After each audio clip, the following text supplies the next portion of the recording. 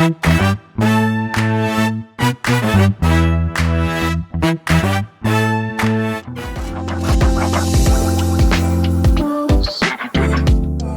started working on sites as a project manager, then got good experience over there. Then I started my career as a designer. I worked with some good architects and interior designers in town, and that's when I realized there are a few challenges. And to bring the bridge between designer and client, we started like execution. Why we started Rhythm and Emphasis Design Studio? As a designer, I used to go to sites. I met a lot of designers. I met a lot of clients. We understood that there is a big gap between design and execution, and that is where one of the reasons that when I was starting this firm, I realized that we have to build a bridge between client and designer. That's when client gets benefited, where we designer helping them out to execute the project and in a very smooth manner. The project management is always a big task for the clients in the current scenario, and that's where Rhythm and Emphasis comes to the picture, and we help client end to end to provide from designing to executing on site like raw work, and then the most important job where we are helping them in terms of technology, in terms of how we can integrate sustainability, and then at the end we also help them how you can design and decor the house with top class furnishings, decor and everything. As a designer, we believe in minimalism, and most of our architecture projects are in minimalist style, where we like to integrate a lot of natural material such as natural stone driven from the local areas. Our architecture is more about giving the functionality to the space and also the aesthetic feel to the entire building facade. We also incorporate a lot of light and air elements. Most of the projects are courtyard style houses, where we try to bring in the nature and the indoor spaces connected very well together. The courtyard is something that we truly believe that it's very important to have in every houses that we are building right now. Because this comes from my childhood, where all of the houses surrounding were built in that style. I come from Rajasthan, and it's one of the favorite places for all the people to go and explore the architecture. All the houses that I've seen there, they are mostly built around the central courtyard style, and that's where the inspiration comes, and then we want that style to be incorporated in modern manner. I totally understand that in modern time we don't have a lot of spaces. The space is cramped. Yes, if you cannot incorporate a central courtyard, we still try to incorporate courtyards in the north side or the east side or the west side of the houses, from where you can extract a lot of natural light, you can extract a lot of air, and that's how you make the house more sustainable. You make the house more engaging towards nature. You make the house where the client doesn't just live, they feel it. Project that excites me the most are the ones where client is personally involved. We would like to build connections between client and designer, where we understand this, their taste, their likes, their family, their background, everything about themselves, and then we start designing. Any project, any size, we would love to do, where client is someone who gives us the freedom to express and who also gets involved. Because house and any project is something that we believe can be built better when two teams are involved together, client and designer both.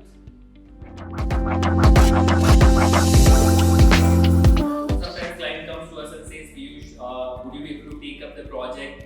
Will this excite you? So what I would like to say on that is, any projects where client is getting involved, they are trying to build the connections and they are trying to be someone who likes to work as a team. Anything that sort of always excites us. We don't work around the budgets a lot. We always work around the ideas. We always work around the vision. All we expect from our client is to give us the freedom to express and get involved in the design process, understand the designer, and tell us everything about yourself, so that we can build the house which is always something that you have dreamed of. Just get involved in the process, be more connected to the designers, and then get involved in the process and enjoy throughout the journey, where we bring their ideas, their vision to the reality. We would love to take up any kind of projects, whether it's house, commercial, where client gets involved and we work and we build this thing as a team.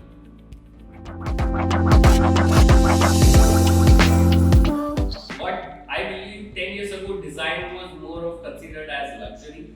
Not many people were aware that there is a designer who specifically designs. The reason behind that is that I believe that the architects are a very important part of this whole world and structure. Like anytime you travel anywhere, what is the first thing that we go and see? It's a building or probably a museum that's built by an architect. Hence, the role is very important. But the education was not there. Hence, people were not aware of what architects do and what designers.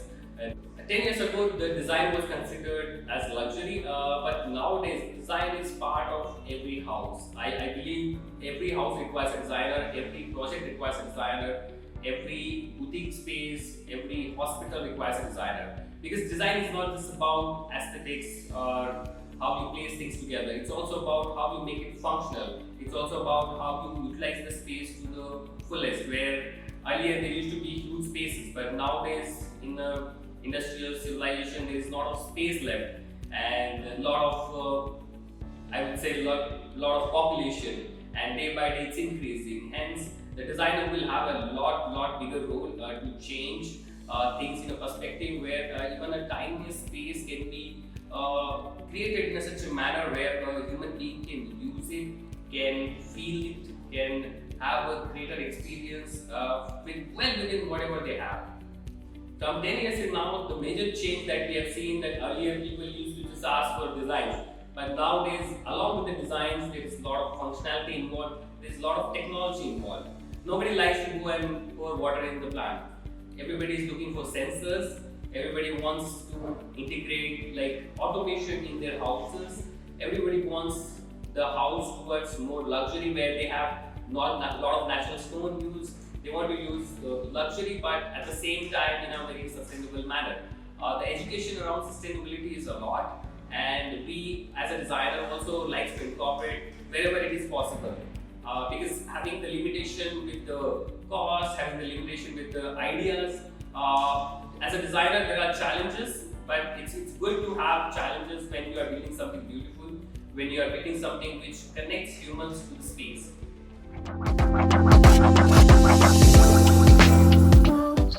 We believe design is dialogue, not the dictatorship. As a designer, we would always like to listen to the client. We would like to talk to the client, understand them, educate them about materials, what are the trends, what is going on, what's the future. We would like to educate them by making them understand what the timeless designing is all about. And that's where, as a designer, we would like to build something beautiful, where as a designer and a client both can take pride in.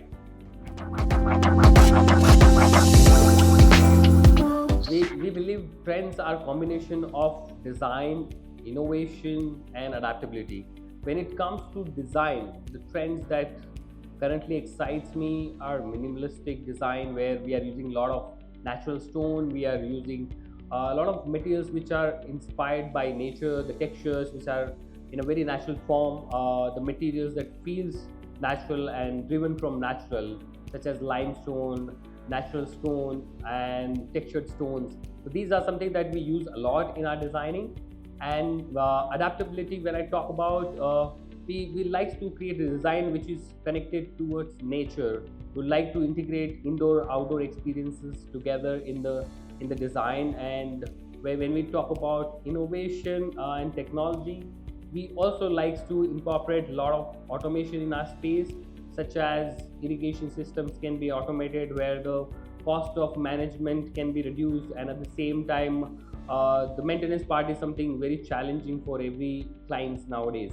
There are many trends that currently are going on.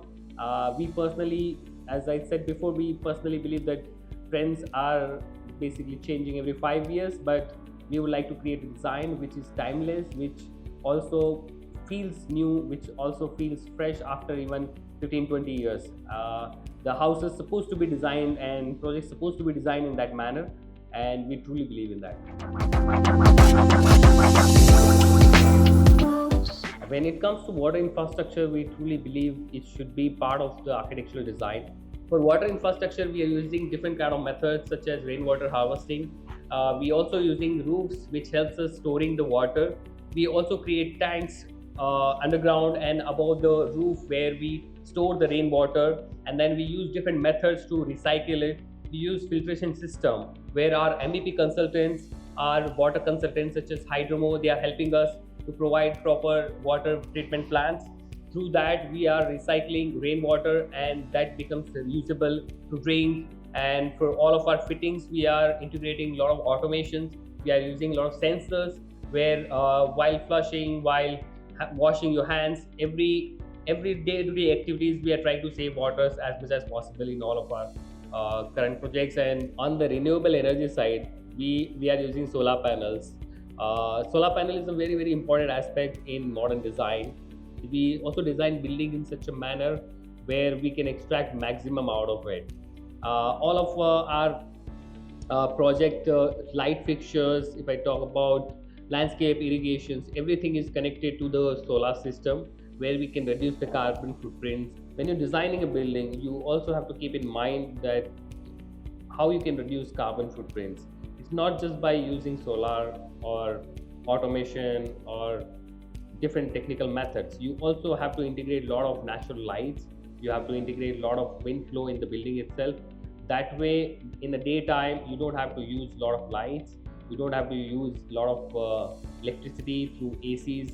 You also have to try to integrate a lot of directional, the positions of the building. You also have to think about how your building is gonna function in a daytime or in a night time. That way, we can also design building which self-sustainable in itself.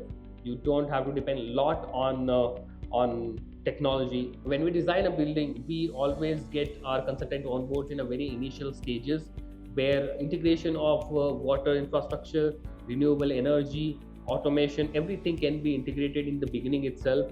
Later, it becomes very easy to execute for all. When the design team and consultants works together, you are working towards a building which is aesthetically better, which has less carbon footprints, and you are working around all the technical areas through which your building aesthetic will not be compromised and building will be future ready. We believe in designing a building which is climate responsive through ventilations, through light, through well ventilated space in each and every corner of the house. For us, aesthetic and sustainability are not at odds. They go together. Sustainability helps us design a better building. If you consider sustainability in a manner where you want to bring a natural light inside the house, that enhances the space, that creates connection between humans and the building. We often use a lot of natural materials such as lime plaster, we use breathable paints, and I'm pretty much fond of natural stone. In majority of our projects, you will notice that we are using natural marbles, natural granites. Why do we use natural materials? The beauty of natural materials is they age really well. The lime plaster is one of the major materials that we use in our projects. Natural stone is something that I personally prefer for all of my projects because over the period of time, the beauty increases. For example, where we are sitting, the entire space is designed in a manner, all the walls are lime plaster, the floor is micro topping. The entire space has been designed in a manner where the space aesthetically looks big, and then all the materials that has been used are eco-friendly. If I talk about this table is made up of lime plaster. The material is so flexible. Because of this, we were able to extract the shape, and still the maintenance is zero. It's been a year that we are using this table, and then still the design, the finishes still are so beautiful and intact. Yes, we have had the privilege of working on multiple eco-friendly projects. One of them I can think of is Nizambad house. It was a house which is spread across in 670 square yards. We have involved passive cooling system through the central courtyard. We have used solar panels. We have used multiple irrigation systems which is integrated with the technology via automation, where client does not have to worry about watering the plants all day. Every day automation will take care of it. Where we have considered natural cross ventilation system which helps the bedrooms and private areas to be cool. We have also considered the light flow in the mind, where every space is lit through the natural ventilation. We have also worked around a lot of plumbing system where we try to reduce the carbon footprints So we have a road this side and one road on this side, which is your west, and this is where we have a east.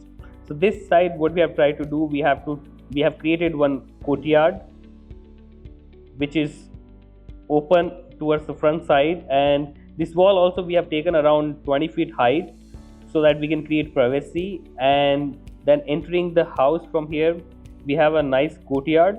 This courtyard has a nice tree in it, which basically opens up towards the living side and also towards the drawing side.